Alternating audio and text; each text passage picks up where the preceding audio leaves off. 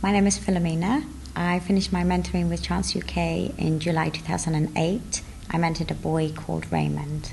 Okay, so tell us a bit about the background of Raymond. What were his particular difficulties that you were told about before you began? When the referral came through, I was told that Raymond had just turned 10. He had been fostered since he was 5 and was still with the foster family. His main difficulties were forming relationships and sustaining relationships with others, both children and adults, and his use of inappropriate behaviour. For example, if he was trying to be friendly towards someone, he would sit on their lap, even though, that wasn't an appropriate thing to do. Okay, so tell us a bit about the first meeting that you had with Raymond. What was that like? What were your first impressions? The first meeting was a very difficult meeting. I went around to the house with my supervisor, and Raymond was very shy, and he didn't want to speak, and he didn't want to engage. So it took a lot of coaxing, I felt, on my supervisor's part to get him to stay and meet me. He was very wary. How did that feel for you, seeing that he was so wary? Yeah, quite nerve-wracking, knowing that my supervisor, the next time I would come back, my supervisor wouldn't be there with me. It's very nerve-wracking, but I think, in a sense, it made me already think of how I would manage it, because that was the reality of the situation. So it kind of brought it home to you what it was going to be like. Yeah. So what were the first few months of the mentoring like? Tell us about the kind of activities that you did and how the relationship began to develop. The first 3 months were very challenging. We were getting to know each other, but it took a very long time because Raymond's he wasn't a very big speaker. He didn't like to answer questions. So we stayed quite local, and we used to go to the park. We spent a lot of time going to the park, just playing basketball or football, getting to know each other. And I think it felt safe for him because it was away from his house, but not too far. And if anything, happened or problems arose, we were able to go back. So it was probably a safety net for me as well. So it kind of kept him in his comfort zone, and by extension that helped you as well? Yes. Yeah. And did the relationship change over that time? Yes, it did. It did. But I think, again, through supervision, helped to push ourselves out of the comfort zone and go further afield and to see what would happen. And sometimes it went good and sometimes it went bad. So, what did you notice that showed you the relationship was developing? Raymond listened to me more, and he always tested me, but sometimes he'd test me less and sometimes he'd test me more. I was just taking a leap as well, not to move the mentoring along, not to just stay in the comfort zone, and to see how it went. Tell us about some of those high points and some of those low points. Then you said when you went out of the comfort zone, out of the local area, sometimes it was good, sometimes not. So tell us a bit about both types.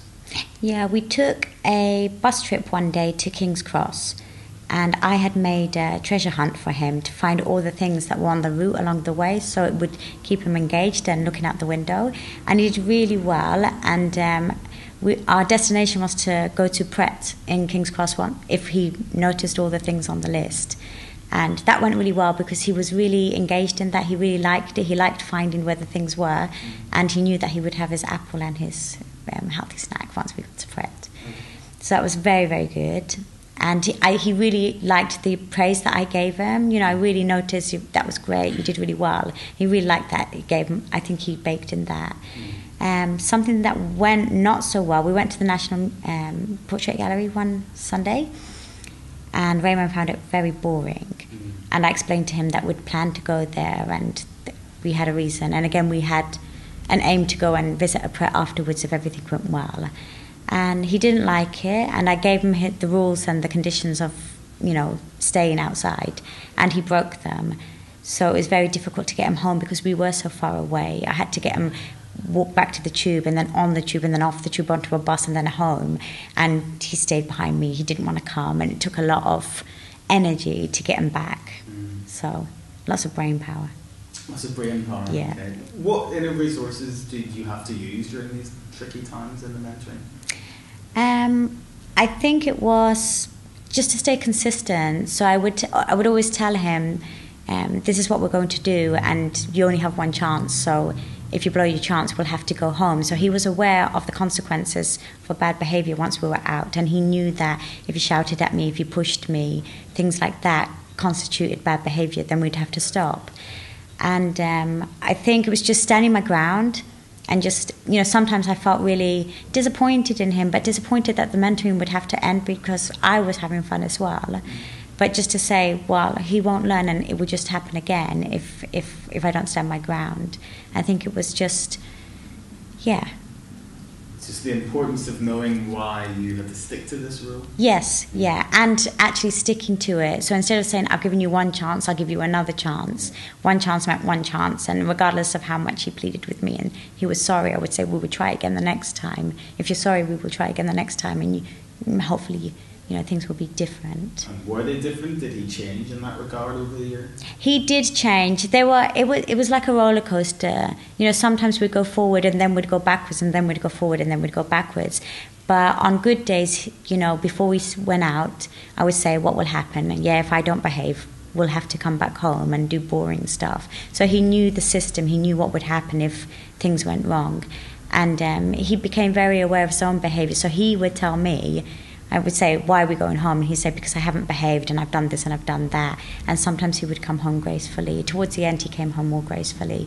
Didn't have to, metaphorically drag him back with me. And there was an incident when he called you up to apologise, I believe? Yes, he did. Mm-hmm. We went. That was very moving. We went for bowling one day, and the bowling alley was fully booked because there was a party, so we couldn't attend. And he got really upset because he was really disappointed, but he got upset with me, and he found it my fault. And he pushed me and he shouted at me, and he was really, really angry. And he told me he didn't want me to be his mentor anymore. And it was really quite hurtful and distressing. And he called me up in the middle of the week before the next session to say that he was really sorry and that he'd like me to come back. How did you feel about that? I felt very moved. I thought it was a really big thing for a 10-year-old to do, to realise what had gone on, to realise his mistake, and to find a way to unite us again. How did you think he was different at the end of the mentoring compared to the beginning? I think he was calmer. I think we'd found a lot of strategies for him to help him manage his feelings. I think he felt more special. He realised that even when things were tough, I still came back week after week. I think that gave him a grounding. So that consistency of you coming back for session after session was something that really affected him. Yeah, and things not changing. So regardless of what had gone on the previous week, the rules were still the same. The aim was to have fun. If we didn't have fun, we'd end the session. And it was consistent. Mm-hmm.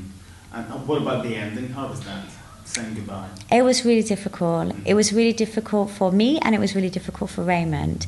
And I think Raymond has experienced lots of endings in his life already, so I really wanted to make sure that it was a good enough ending. And I had an ideal in my head of how I wanted it to be, where we hug and embrace, and we've all learned a lot from the year. But realistically, I knew that maybe Raymond wouldn't be able to do that. Maybe it was too much to ask. So I decided to make Raymond a scrapbook of all the times we'd been together and the things that we'd done, because he really likes dates and numbers. He's got great memory for, on the 20th of January we did this together, and you're like, oh, great, that's what we did. And he found it hard to accept, and I think it's because he realised how much I had thought of him over the year, but it was something that when he was ready he could take out and remember as well. And I felt I needed to give him something concrete from the experience of the year together. So it was tough, but you got support from your supervisor and that. Yeah. Yeah, supervision was fantastic because it gave me the chance to work through my feelings first, and then once they were out of the way, I had space to manage how it would be like for Raymond. Okay. And what would your advice be to someone who is in the process of becoming a mentor?